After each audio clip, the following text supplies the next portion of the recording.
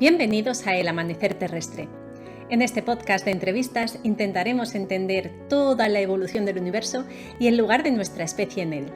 Todo ello desde el punto de vista interdisciplinar e unificador, el que nos ofrece la gran historia.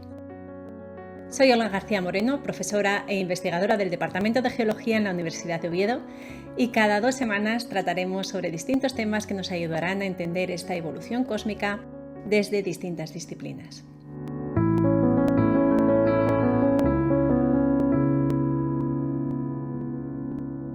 Hoy os presentamos a una excelente profesora e investigadora de la Universidad de Oviedo, que es investigadora principal de un proyecto, como vais a oír a continuación, de lo más interesante para la gran historia. Luzmar González Arias es doctora en Filología Inglesa, profesora titular de universidad, con docencia en distintos grados y másteres también aquí en la Universidad de Oviedo. Dirige el grupo de investigación HEAL, H-E-A-L, sobre humanidades médicas y medioambientales. Con multitud de publicaciones sobre distintas enfermedades y sobre el cuerpo enfermo y la representación poética y artística de cuerpos no normativos, combina toda esta actividad con una intensa labor de comisariado y colaboraciones con la comunidad artística. Una vez más, espero que disfrutes de esta conversación tanto como lo hicimos nosotras en el Centro de Servicios Universitarios de Avilés, del que es directora de área desde principios de este año 2022.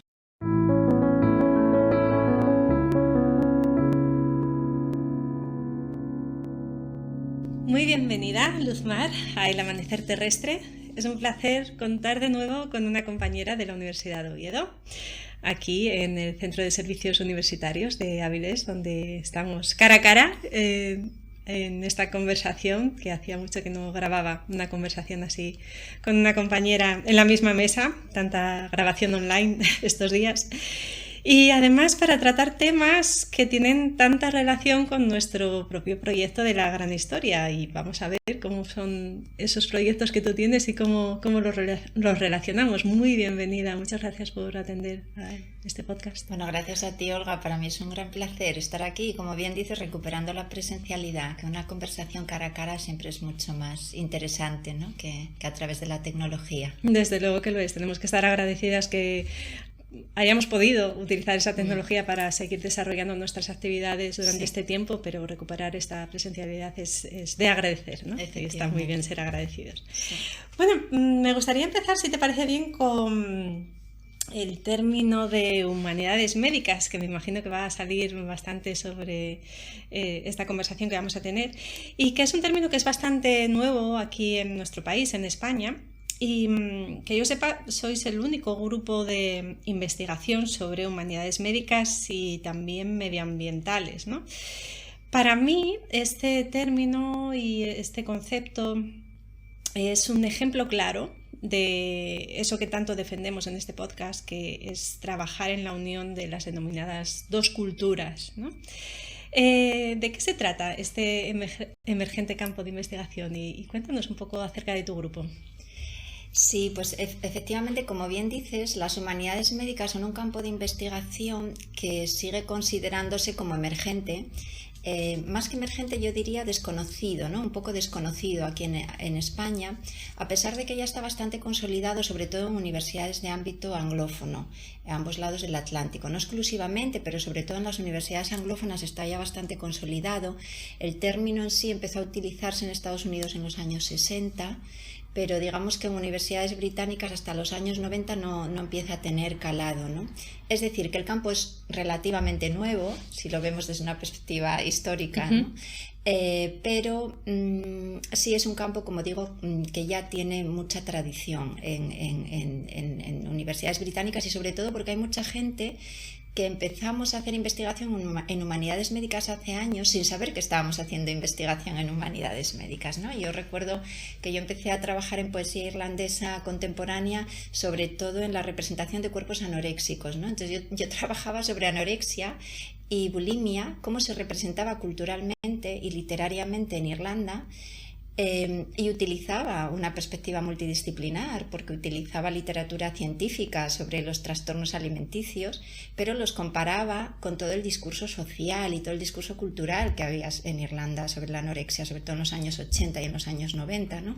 Donde había pues un trasfondo de discurso religioso sobre el cuerpo femenino como pecado, un trasfondo político, porque se comparaban, muchas de estas voces poéticas comparaban sus trastornos con las huelgas de hambre, por ejemplo, de los presos políticos del IRA en las cárceles de Irlanda del Norte, etcétera, ¿no? Es decir, que hay mucha gente, muchos investigadores, muchas investigadoras que trabajan en el campo sin saber exactamente que están trabajando, que están haciendo humanidades médicas, ¿no? Digamos que el campo de las humanidades médicas es difícil de definir porque ha experimentado, mejor que sufrido, pues bastante desarrollo, ¿no? Y bastante evolución desde los años 60 a esta parte. Digamos que en una primera ola, lo que se denomina la primera ola de las humanidades médicas o las mainstream medical humanities, el campo estaba orientado a utilizar las humanidades como una herramienta para mejorar las estrategias comunicativas del personal médico sanitario en entornos clínicos y hospitalarios, por ejemplo, a la hora de comunicar un mal diagnóstico a pacientes o a familiares de los pacientes, ¿no? Este objetivo sigue siendo un objetivo muy noble y además sigue siendo un objetivo muy urgente. En el mes de abril, no sé si leíste en La Nueva España que el Hospital Universitario Central de Asturias, el UCA, está revisando sus protocolos de respuesta emocional porque pues se dio un caso concreto de una mujer que perdió a su marido en el quirófano. Esta mujer además resultó ser ella misma personal médico sanitario, no era una enfermera, y el cirujano a cargo de la operación aquella noche no le dejó acceso al cadáver de su marido, ¿no? Entonces esto pues generó un impacto emocional muy fuerte en ella, ¿no? Aparte de la pérdida, el no poder acceder a ese cuerpo.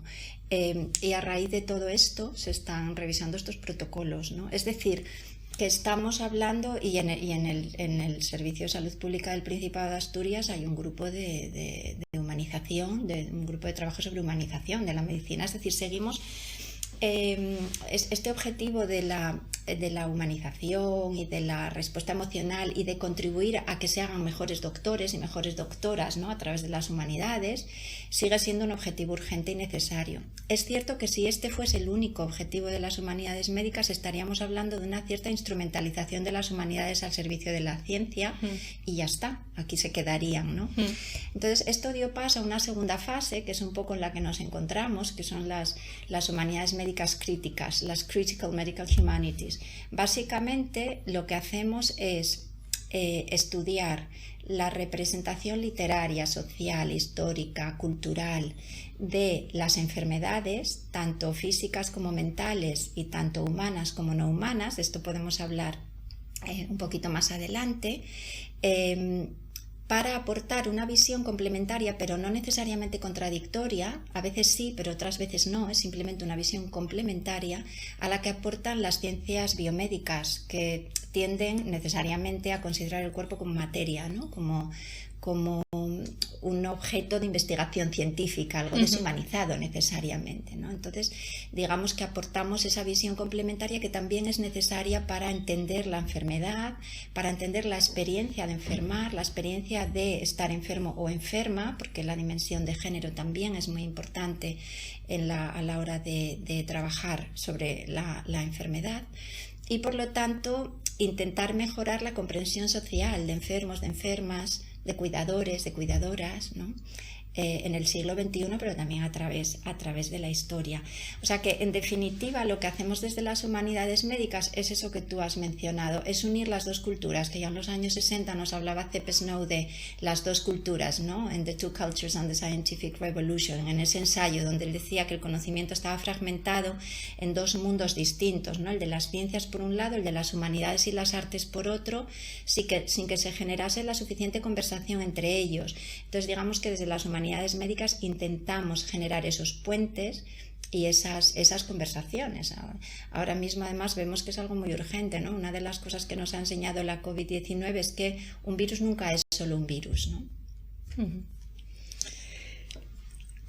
En conversaciones previas que hemos tenido, hemos discutido ya sobre cómo vemos desde nuestras respectivas disciplinas, cómo se involucran los investigadores en este tipo de proyectos, ¿no? Yo como geóloga veo ciertas dificultades en encontrar otros investigadores de mi campo o campos afines que se puedan interesar en esta eliminación de las barreras o eliminación de la separación entre las dos culturas. Y sin embargo tengo la sensación de que desde el campo de las humanidades esto no es así, ¿no? Es más fácil acercarse a la ciencia desde las humanidades. ¿Cómo lo ves tú? ¿Cómo ves este punto? Sí, bueno, esta es una pregunta interesante y es una pregunta compleja, ¿no? Acabo de decir que desde las humanidades generamos esta perspectiva complementaria, pero no necesariamente contradictoria, la perspectiva científica. Pero en un mundo ideal, la investigación de las humanidades médicas debería generar un espacio fronterizo, un espacio intermedio que fuese habitable para especialistas de distintas áreas, ¿no? A ver, cuando solicitamos un proyecto de investigación siempre nos piden, o es algo que se valora positivamente, o al menos supuestamente, la interdisciplinariedad, ¿no? Pero luego la interdisciplinariedad es algo como muy tímido, al menos esta es mi perspectiva, ¿no? Es decir, que alguien de literatura colabore con alguien de filosofía, con alguien de historia, pero no es tan frecuente una interdisciplinariedad que yo denomino como más real o más contundente o más sólida, ¿no? Que es pues este cruce de las culturas científicas y humanísticas. El conocimiento sigue estando bastante fragmentado en la universidad y fuera de ella, y sigue estando bastante jerarquizado también, ¿no? Yo recuerdo cuando yo estudiaba, pero creo que en las generaciones de ahora sigue siendo igual, nos separaban en letras y ciencias, ¿no? Y había como cierta creencia de que quienes estudiaban carreras científicas o carreras técnicas pues iban a cambiar el mundo, por así decirlo, ¿no? Frente a la gente que nos íbamos a dedicar a las humanidades, que íbamos a hacer, bueno, pues otra cosa, ¿no? Íbamos a generar pensamiento, íbamos a soñar, íbamos a crear, pero no tenía esto un impacto social tan importante, ¿no? Había como esta jerarquización y esta fragmentación que yo creo que continúa.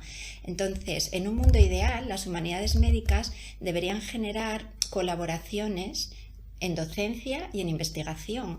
Cada equipo especializado en lo suyo, es decir, yo soy filóloga y tengo que mantener mi perspectiva de filóloga en el análisis de textos, en el análisis de imagen. Yo evidentemente no me voy a meter en un quirófano, ¿no? De la misma forma que un especialista en oncología, pues no tiene las herramientas que nosotros tenemos para analizar el impacto emocional que puede tener en un paciente o una paciente pues una mastectomía, por ejemplo, ¿no? Pero sí lo podemos hacer desde el arte, sí lo podemos hacer desde el análisis artístico, desde el análisis textual, desde el análisis literario. Es decir, la interdisciplinariedad de las humanidades médicas en un mundo ideal, repito, sería mantener la especialización, pero generar un espacio fronterizo, un espacio intermedio que sea habitable, incluso desde el punto de vista terminológico, es decir, adaptar nuestra terminología específica de investigación para poder entendernos. Exacto, hay que crear un lenguaje para ello. Exacto. Y tener una voluntad de generar esos puentes en grado, en posgrado, en investigación y sobre todo en transferencia social, porque es un campo que tiene un potencial muy grande de transferencia social, ¿no? Y no estoy solamente hablando de divulgación científica, ¿no? O de divulgar la ciencia, sino de generar estructuras, como esto que hablábamos de la humanización de la medicina, ¿no? que se reflejen en una mejora en la calidad de enfermos y de enfermas, por ejemplo, ¿no? Entonces por ahí veo yo las colaboraciones, también en pues trabajar con perspectiva de género. La perspectiva de género es muy importante, sabemos que la ciencia tiene sesgos. Quiero decir, hay que generar equipos multidisciplinares, ¿no? Desde los que poder atajar todas las preguntas que nos puede a los que nos puede enfrentar la investigación en enfermedad y en salud, porque ponemos el énfasis en la enfermedad, pero la salutogénesis también forma parte de todo esto.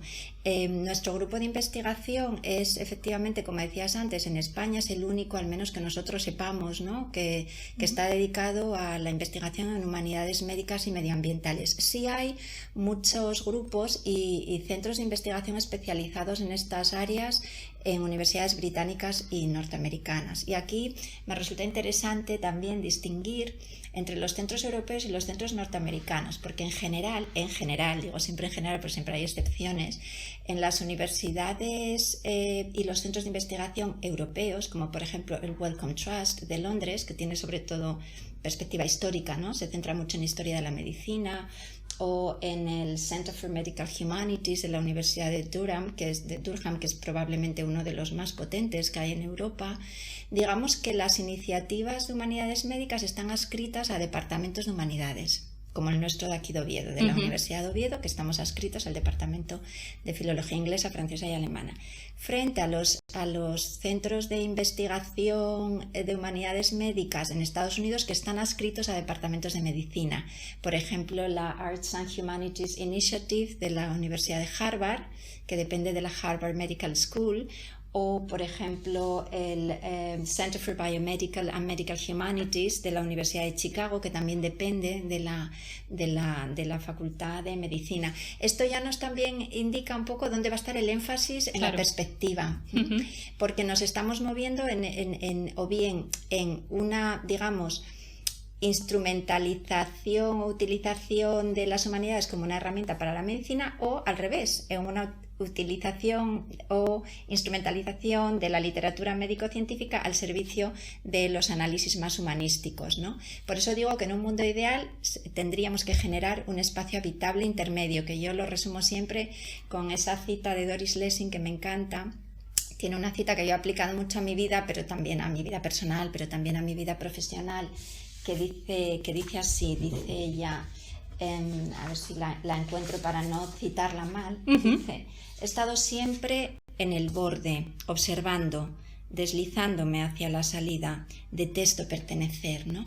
Esta idea de pertenencia, que siempre la vemos como la pertenencia a un grupo, como algo positivo para la identidad, pero yo creo que en investigación tenemos que salir constantemente de nuestras zonas de confort y buscar esos espacios liminales, esos espacios de tránsito, que es donde sucede realmente la magia. Estoy completamente de acuerdo contigo. Creo que también en mi experiencia en investigación he intentado encontrar siempre esos espacios, y eso al final me ha llevado a este proyecto de la gran historia, donde continuamente buscamos esa multidisciplinaridad o interdisciplinaridad que se interpreta de muy diferentes maneras. También el otro día hablábamos con Rosa Sainz, es una catedrática en bioquímica aquí en la Universidad de Oviedo, fue una de las participantes en la mesa redonda que organizamos al final de nuestra aula de extensión universitaria en este curso. La conozco.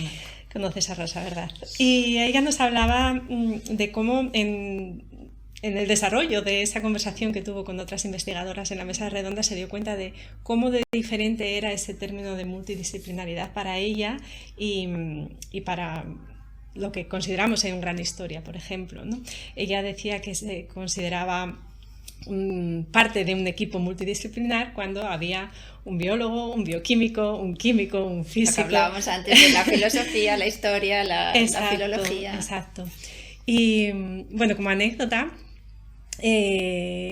y hablando de las dificultades que tenemos de solicitar proyectos de investigación, ¿no? en estos campos que están en esos espacios liminales, cuando simplemente tienes que rellenar los papeles y tiene que encajar dentro de la estructura de disciplinas, ¿no? Pues lo tienes que pedir desde, en mi caso, si estoy en el departamento de geología, pues desde geología, y bueno, pues allí va a haber dificultades para encontrar otros científicos que revisen esa propuesta de proyecto, ya que bueno, pues se va a salir de las especialidades geológicas. Un poco para que la audiencia conozca las dificultades que podemos tener cuando intentamos desarrollar trabajos en estos campos donde no pertenecemos como sí, decía la cita, a ninguna parte en realidad. Sí, es tal cual lo describes, porque como decía yo antes también, ¿no? Es decir, se supone que un proyecto sea interdisciplinar es algo muy positivo, ¿no? Y se valora positivamente. Claro. Pero luego ese proyecto va a ir a un comité de evaluación, como tú dices, de una disciplina concreta. Exacto. Donde estos temas o estas temáticas que están en estos espacios fronterizos no se sabe si son entendibles, ¿no? Si hay una comprensión real. Y no solamente esto, a la hora de formar los equipos, como bien dices, por lo menos en el plan nacional, no sé si esto ha cambiado, pero hasta ahora tú solo podías estar o bien a tiempo completo en un proyecto o a tiempo parcial en dos. Pero normalmente estás a tiempo completo o a tiempo parcial en proyectos de tu área. Entonces conseguir, por ejemplo, un investigador, una investigadora de áreas médico-sanitarias para un proyecto que va a partir de un departamento de filología es realmente complicado, porque estos profesionales están en sus proyectos investigando sus células, investigando, no sé, el dolor en el laboratorio, pero no la dimensión social del dolor, ¿no? Por ejemplo, ¿no? Entonces sí que hay una serie de escollos, pero bueno, también, y una serie de resistencias, ¿no? Pero también es algo muy interesante estar en estos espacios ahí que son como, pues esos espacios de tránsito donde no estás al 100% en un sitio concreto, pero estás en dos sitios a la vez o en más de dos sitios a la vez, ¿no? Y eso pues genera un punto de vista mucho más amplio, porque yo creo que todos los temas que tienen que ver con salud y con enfermedad, todas estas conversaciones tienen que incluir a agentes muy variados, ¿no? Incluidos, por ejemplo, el tema del medio ambiente, el tema planetario, que ahí también tenéis vosotros mucho que decir sobre la salud del planeta, ¿no? Nuestro proyecto I+D se titula La enfermedad en la era de la extinción. Y bueno, como anécdota contaré que cuando yo soy la IP, y entonces bueno, yo mandé la solicitud, y cuando la mandé no estábamos en pandemia, no existía la COVID-19, no habíamos oído hablar de este coronavirus, pero la concesión nos llegó en pleno confinamiento duro. Entonces, por suerte o por desgracia, de repente nuestro proyecto había sido un poco premonitorio y de repente teníamos mucho trabajo que hacer, porque la COVID-19 se convirtió en pues una de las principales líneas de trabajo, ¿no? que empezamos a desarrollar. Y digamos que nuestro equipo une el tema de las enfermedades humanas a las enfermedades no humanas o enfermedades del planeta, porque al igual que vosotros, en vuestro trabajo, establecemos una conexión íntima entre las dos, ¿no? Es decir, no hacemos ecopoética o ecocrítica, sino que lo que hacemos es enfermedades humanas y no humanas y salud humana y no humana, ¿no?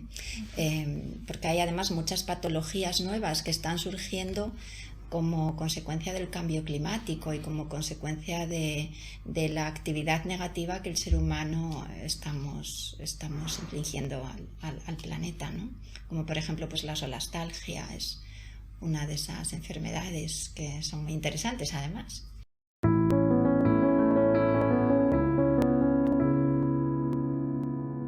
Pues precisamente has nombrado este concepto sobre el que te quería también preguntar, la solastalgia. ¿Nos puedes explicar un poco en qué consiste y cómo las humanidades pueden aportar algo a este tema? Sí, la verdad es que es un tema interesante porque están surgiendo nuevas enfermedades ahora en el siglo XXI. De hecho, la solastalgia en el 2015 ya se estableció como patología en la revista The Lancet. Y tienen mucho que ver con todo el tema planetario, es decir, no podemos separar la salud y la enfermedad humana de la no humana. Es nuevamente fragmentar el conocimiento y fragmentar la experiencia y no avanzar, ¿no? Desde mi punto de vista. Todo esto tiene que ver mucho con el antropoceno, que aunque es un término que está, puede resultar en ciertos ámbitos debatible, yo creo que está es un término muy aceptado, ¿no? En esta nueva era geológica en la que nos encontramos. Tú sabes mucho más que yo de todo esto. Sí, que no es aún un término geológicamente aceptado como oficial en la escala de los tiempos geológicos, pero no hay duda de que es muy útil para hablar sobre el momento actual y nuestra relación con este planeta. Claro, y toda la basura tecnológica que estamos generando, toda la contaminación, todo esto influye, por ejemplo, en la COVID, los índices de contaminación medioambiental, que fueron temas que al principio no tuvieron la atención de la comunidad científica que era necesario que tuvieran, pero no lo tenían por razones obvias, porque había que estudiar el virus, el comportamiento del virus, generar un antídoto, etcétera, ¿no? Es evidente. Pero luego, poco a poco, se ha ido demostrando cómo los niveles de contaminación medioambiental han influido en la morbilidad y en la mortalidad de este virus, ¿no? del coronavirus.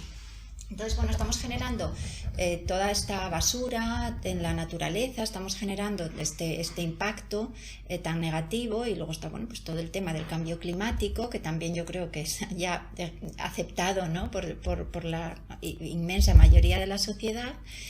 Y esto pues nos puede hacer víctimas de nuestro propio progreso y, si me lo permites, de nuestra propia estupidez, ¿no? O sea, estamos en lo que se viene a llamar la era de la extinción. A mí me gusta más el término del biólogo norteamericano Edward O. Wilson, que él habla de The Age of Loneliness, la era de la soledad. Bueno, me gusta porque yo, como soy de poesía, a mí lo de la era de la soledad me suena como un verso sacado de un poema, a pesar de la gran oscuridad que esconde la frase, ¿no? Porque lo que nos dice Edward O. Wilson no es tanto que nosotros nos vayamos a extinguir, como que vamos a acabar con la biodiversidad del planeta, y que llegará un momento en el que necesitaremos el sonido de los pájaros y no habrá pájaros. Es un poco esa primavera silenciosa de Rachel Carson también, ¿no?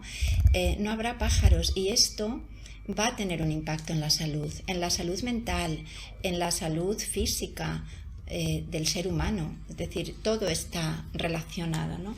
Entonces, dentro de esta era de la extinción, o dentro de esta era de la soledad, pues aparecen pues enfermedades como la solastalgia, que es un término acuñado por Glenn Albert, y que básicamente la solastalgia es un tipo de nostalgia. No es como la nostalgia, porque la nostalgia es esa melancolía que se genera cuando te separan de tu hogar o tú te separas de tu hogar, ¿no?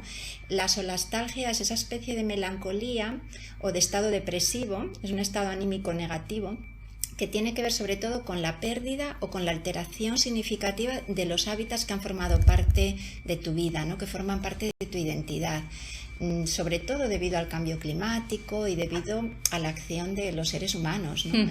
Debido a esta época antropocénica en la que nos encontramos.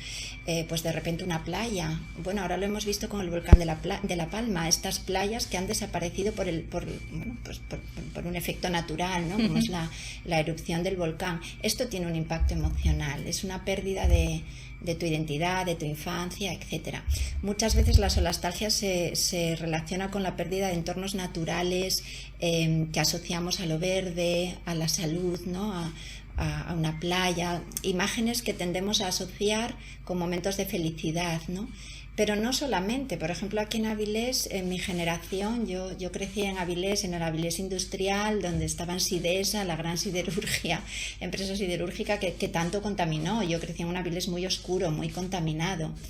Pero forma parte de la identidad de mi generación, en cierto sentido, ¿no? Ahora Avilés es diferente, pero hay un paisaje posindustrial que pronto va a desaparecer, ¿no? Porque pronto se van a derruir todos esos fósiles, ¿no? de aquella industria, para, bueno, pues generar otra cosa, ¿no? Que todo tiene sus pros y sus contras. Este es otro tema, es otra conversación en la que no me voy a meter ahora mismo, pero a muchas personas de mi generación esto nos genera una solastalgia, porque implica la pérdida de aquellos lugares en los que nuestros padres trabajaron. Muchos de nuestros padres ya no están, ¿no? Y trabajaron allí, ¿no? Y hablaban de la fábrica, ¿no? Y hablaban de lo que hacían en la fábrica, ¿no? Entonces, bueno, esto es uno de los términos. Hay otras enfermedades, como por ejemplo el síndrome de estrés pretraumático. Nosotros estamos más acostumbrados a oír el síndrome de estrés postraumático, que es decir, es un trauma que sucede después de un evento, ¿no? En este caso, el síndrome de estrés pretraumático tiene que ver con todas estas visiones apocalípticas que vivimos, ¿no? Todas estas noticias tremendistas, el miedo que nos genera, pues en este caso una nueva pandemia o un nuevo virus, a lo mejor más letal que el que acabamos de descubrir, un nuevo terremoto, un nuevo tsunami, ¿no? Estos miedos asociados generados por estos mensajes catastrofistas que tienen que ver nuevamente con el cambio climático. Tenemos un miedo antes de que suceda el evento, ¿no? Que a lo mejor no llega a suceder, pero a lo mejor sí. O, por ejemplo, el término del duelo ecológico, que es otra enfermedad que tiene que ver pues, con esa ansiedad que te genera la pérdida de entornos naturales en general, no como en la solastalgia, que son como más relacionados con tu propia identidad y con tu propio crecimiento, ¿no? Sino bueno, la pérdida del planeta, ¿no? Todo lo que estamos haciendo. La mano del ser humano, ¿no? Que nos hemos erigido ahí como superiores a todo y a todos, ¿no? Estamos hablando casi todo de enfermedades o síndromes o dolencias que tienen mucho que ver con la mente, ¿no? Con cómo nuestra mente se enfrenta a esa relación nueva que tenemos con la naturaleza y que se ve modificada con los cambios que nuestra propia sociedad ha realizado en aspectos más locales, ¿no? Como el caso de la solastalgia, o más globales. ¿Tenéis psicólogos en el grupo, ¿no? Porque si parece todo relacionado con, no voy a decir enfermedades mentales, no sé cómo debería expresarse, pero sí que tiene que ver con la mente, ¿no? Sí, esto es muy interesante, esto que planteas, porque en nuestra cultura occidental tendemos a separar el cuerpo de la mente, ¿no? Bueno, la medicina en general tiende a fragmentar el cuerpo en especialidades distintas, ¿no? Esto se puede entender como, bueno, pues si tienes un problema, pues no sé, en el hígado, pues vas al especialista que te toca, o tienes un problema en una muela, vas al especialista que te toca, si tienes un problema en un ojo, vas al especialista que te toca. Pero cierto es que la fragmentación también tiene muchos problemas. Tiene problemas para el paciente o la paciente, porque muchas veces te van mandando de especialista a especialista, ¿no? Y esto implica un agotamiento también, ¿no? Pero tiene problemas porque nos falta el conjunto, nos falta la visión, el big picture, ¿no? El conjunto general, el cuadro general de lo que está sucediendo. Lo mismo pasa con la fragmentación cuerpo-mente, que es algo que viene de nuestra tradición filosófica occidental, ¿no? El pienso, el de Descartes, ¿no? El split cartesiano, de la mente por un lado, pienso luego existo, la mente por un lado, el cuerpo por otro, donde la mente siempre ha ocupado además una posición superior al cuerpo, ¿no? También en el pensamiento religioso, ¿no? El espíritu, ¿no? En vez de la mente sería el espíritu que trasciende frente a la inmanencia de lo corporal, ¿no? Pero no tiene sentido separar el cuerpo de la mente en ningún caso, porque no podemos vivir si no es a través del cuerpo, pero tampoco podemos vivir sin una mente. Es decir, no puede vivir el cerebro solo sin un cuerpo, ni puede vivir el cuerpo solo sin un cerebro. Las emociones no viven solas, viven incorporadas en esto que llamamos la materia del cuerpo, ¿no? Es decir, somos un todo y un todo fluido que nunca está terminado, que siempre está en evolución y donde lo corporal va a tener un impacto emocional y un impacto psicológico, y los problemas de salud mental también tienen un lado somático. Para mí la separación entre unas cosas y otras no tiene sentido, ¿no? Pero habiendo dicho esto, en nuestro equipo, y esta es una pregunta muy relevante, ahora mismo somos 12 personas, 3 de las cuales son alumnas de doctorado que están haciendo las tesis con nosotros, y las especializaciones son sobre todo de humanidades. Habiendo dicho esto, tenemos un profesor de la Universidad de Harvard en nuestro equipo que se llama Rafael Campo, que es no solamente profesor en la Escuela de Medicina de Harvard, sino que es un poeta publicado,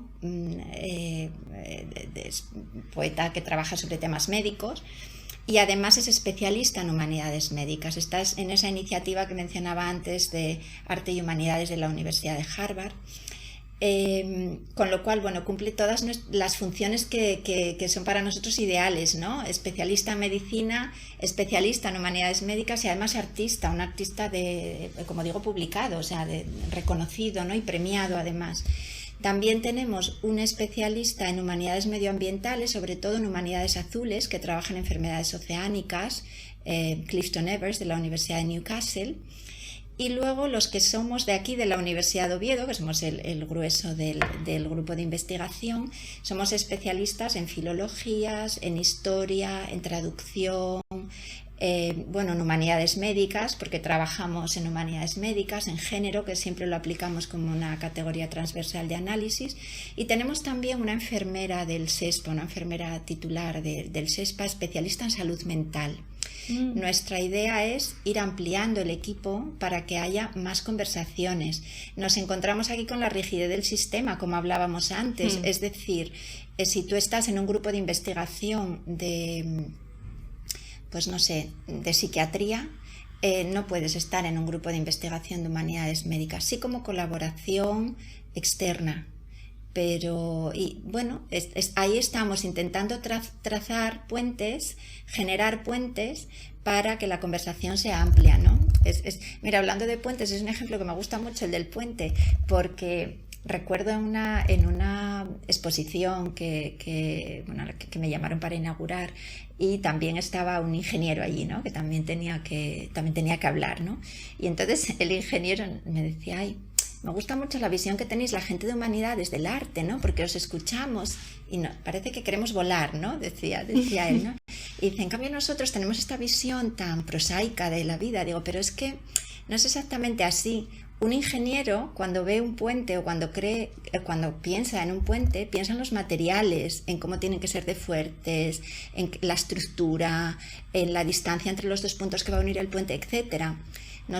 Yo cuando veo un puente pienso, es la posibilidad del encuentro con el ser amado, por ejemplo, ¿no? Pero es que para que yo me pueda reencontrar con el ser amado, tiene que haber un ingeniero que me haga ese puente. Es decir, y para que el ingeniero cree ese puente tiene que tener un sentido, claro, que es que nos unamos entre dos comunidades que estamos separadas, ¿no?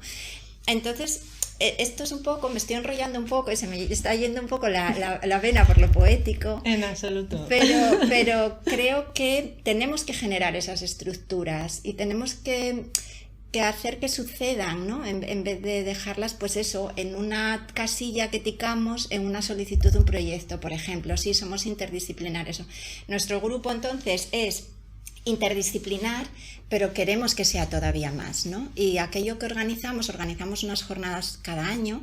Este año, por ejemplo, las jornadas eran sobre el Alzheimer, ¿no? Nuestra perspectiva en esos análisis del Alzheimer era sobre la literatura creativa, ¿no? La literatura de alto nivel que se hace sobre Alzheimer, películas, cortometrajes, cómo se representa el Alzheimer. Hablamos de cuestiones interesantísimas, ¿no? Pero necesitamos también la perspectiva de los neurocientíficos y las neurocientíficas para trabajar el Alzheimer, de los cuidadores y de las cuidadoras. Necesitamos que sea todo algo más global, algo más global, y insertar eso en una conversación también planetaria, ¿no? Una conversación más grande. Necesitamos tener el cuadro grande de vuestra historia. Exacto. Gigante, ¿no? Donde yo creo que se plantean nuevas preguntas, siempre que se trabaja en esos contextos se plantean nuevas preguntas, y también creo que puede que se encuentren nuevas soluciones. Esa es mi esperanza. Puede que sí. Me gustaría leer un pequeño poema, si me lo permites. Desde luego que sí. Nos encanta la poesía. De Marta Asunción Alonso, porque en esta conversación múltiple, ¿no? Marta Asunción Alonso es una poeta, pero tiene este poema que se titula Manchas, que está publicado en su volumen Balcánica, que fue Premio Carmen Conde de Poesía en el 2018, publicado en la colección Torremozas. Y en este poema lo que hace Marta Asunción Alonso es precisamente hablarnos de la enfermedad desde un punto de vista planetario, o sea, desde lo pequeño hasta lo grande, ¿no? Desde lo micro hasta lo macro, desde lo personal hasta lo más universal, lo más global. Para empezar, compara la enfermedad y compara ese lado, digamos, oscuro y resbaladizo, que es estar enfermo o estar enferma, ¿no? Ese lado negativo, lo compara con otras especies del mundo animal, ¿no? Nosotros somos seres humanos, pero somos animales, ¿no? Somos animales humanos, ¿no? Compara eso, pero luego nos habla también de cruzar la frontera de lo estrictamente médico en los procesos para curar a alguien, para meternos ya en un proceso de sanación que tiene que ver con el tacto, que tiene que ver con algo mucho más emocional, ¿no? Dice así el poema, dice: las golondrinas y las cigüeñas, los pájaros más fieles del cielo, ensucian cuando tocan al construir sus nidos. Las mamíferas lamen sin escrúpulo alguno la placenta, la sangre donde vienen sus cachorros. La flor de loto crece en el barro.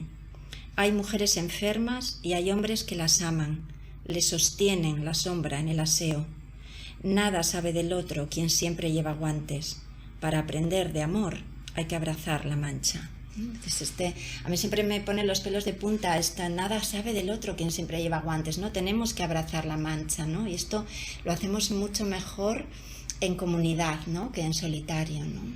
Ay, me he emocionado. Sí, yo también leer este poema es un poema realmente... Es muy profundo. Realmente profundo. Es muy difícil escribir poesía de una manera sencilla y que toque tanto, ¿no?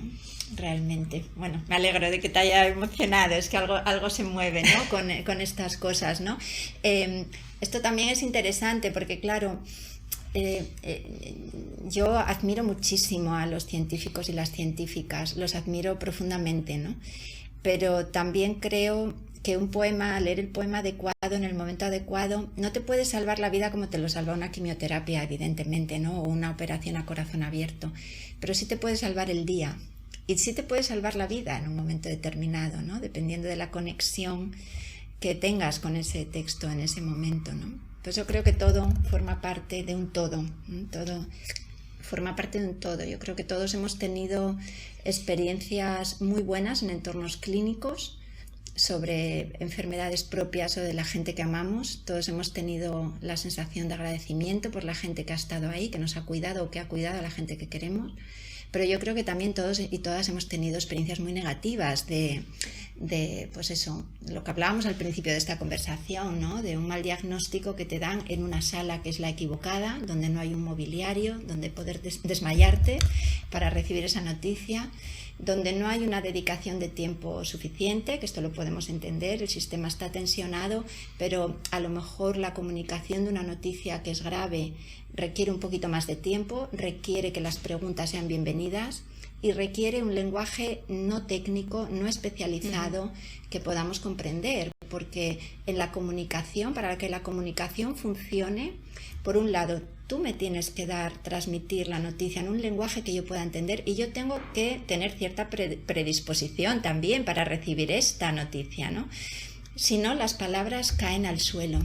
Y bueno, pues esto es lo que es uno de los objetivos, como empezaba al principio hablando de este objetivo que sigue siendo noble y necesario y lo mantengo, ¿no? Pero las posibilidades del campo son mucho más amplias.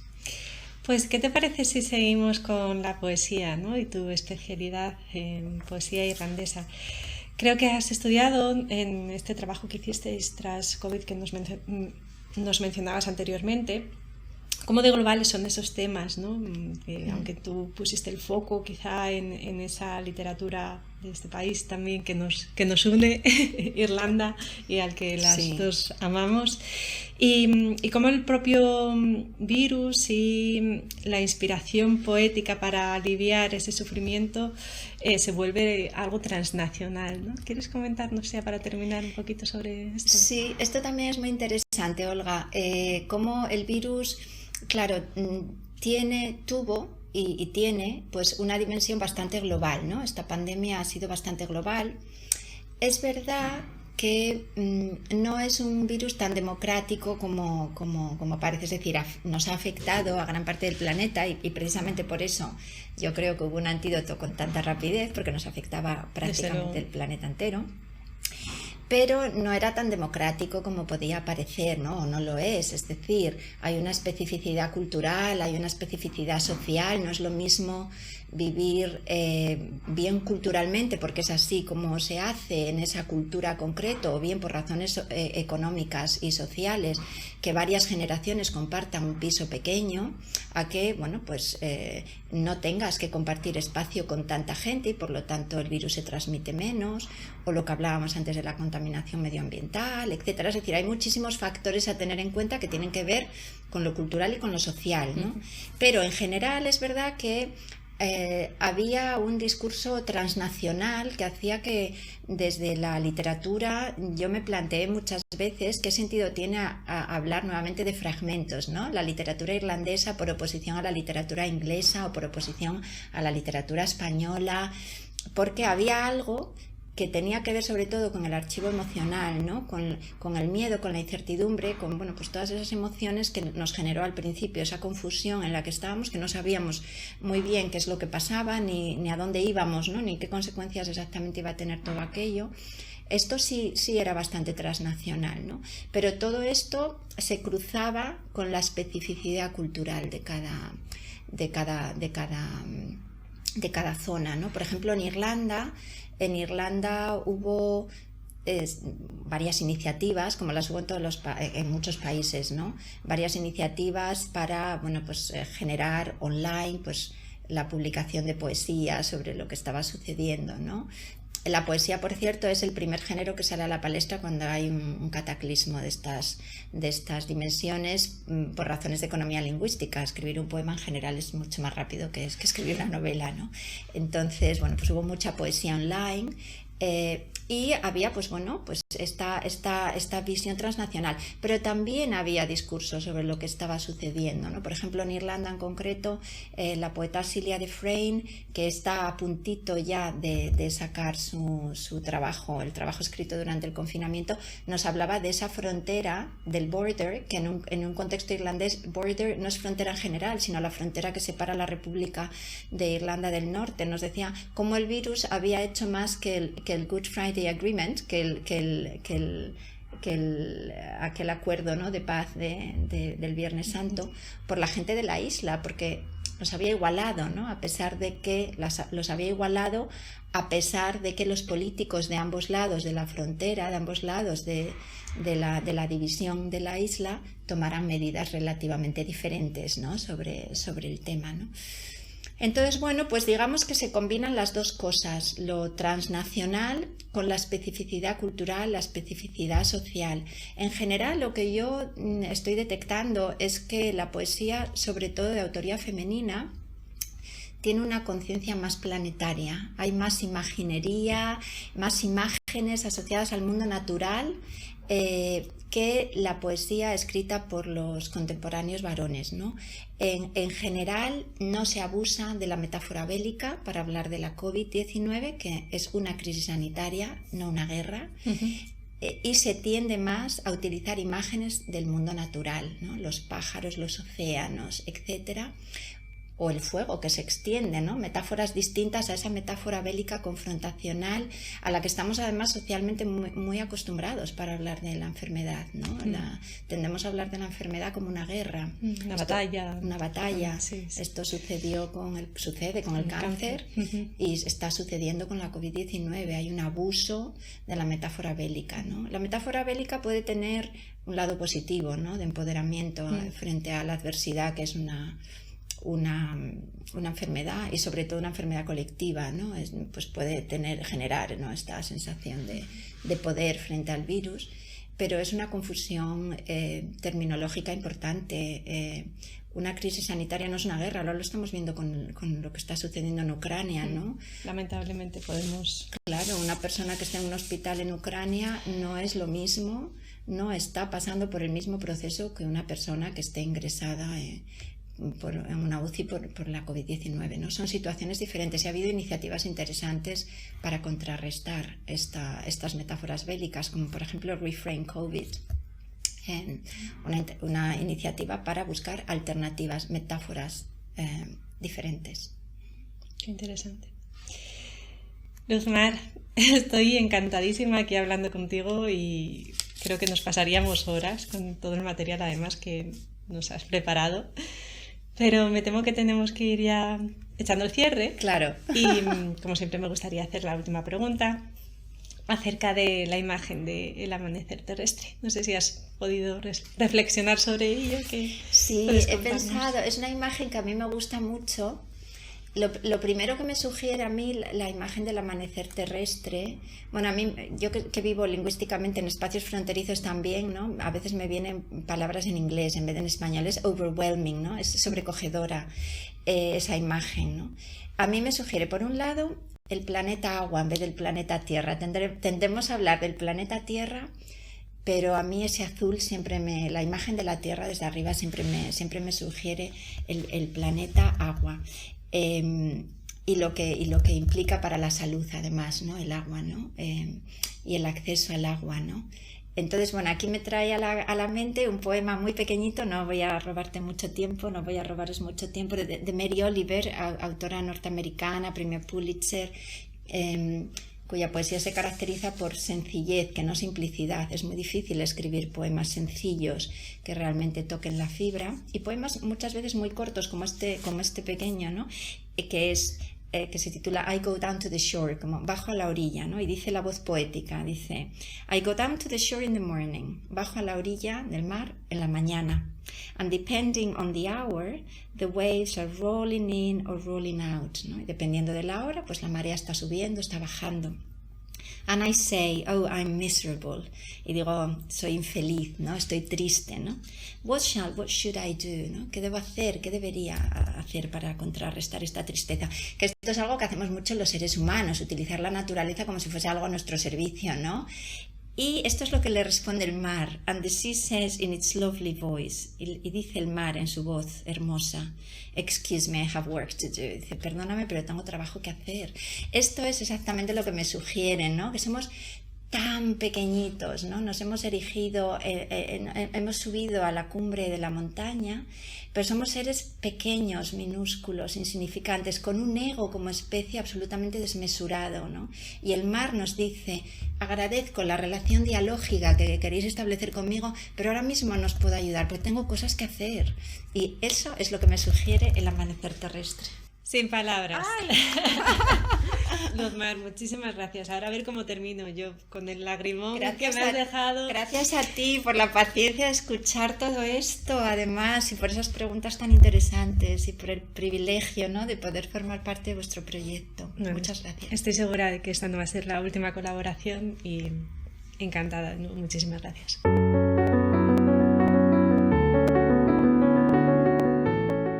Menudo regalazo de entrevista, ¿verdad?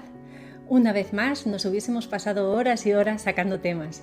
Ha sido un gran descubrimiento ver esos nexos entre los intereses del Grupo Gil y el nuestro. Y como ya habréis escuchado en otros episodios, como por ejemplo en el número 7 con Carlos Briones, que nuestra invitada nos haya obsequiado con algunos poemas es para mí muy emocionante siempre.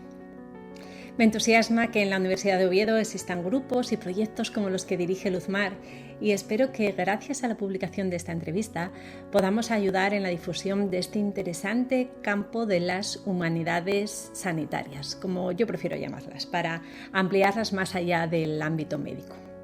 Ya me despido, no sin antes recordarte que si ya has llegado hasta aquí y te ha gustado este episodio del podcast, te invitamos a que compartas, comentes y nos regales amor en forma de corazoncitos o likes para poder seguir adelante con este proyecto.